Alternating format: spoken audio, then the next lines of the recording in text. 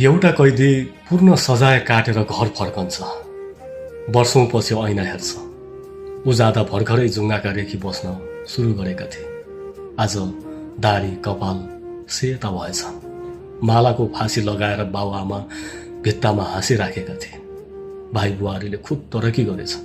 सहर बसेछन्। घर बुढो भइसकेछ।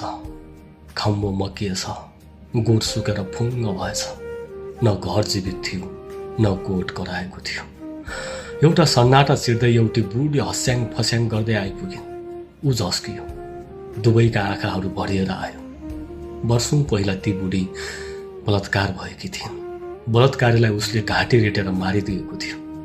आज यौनीको घाउ भरिएको छ। मनको घाउ आलो नै छ। खाटा बसेको घाउलाई दुवैले आँसुले भिजाए। अब यो संसार छाड्ने निदो गरे। त्यो बुढो घरभित्र आत्मदाह गरे दुवैले। दिन बित्यो, हप्ता महिना बित्यो, बर्खा लाग्यो।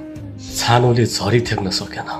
अनि लासको अन्तिम संस्कार गर्न घर आफै ढल्यो। अनि एक घर, एक प्रेम, एक चिहान बन्यो। एउटा प्रेम कथाले मुक्ति पायो।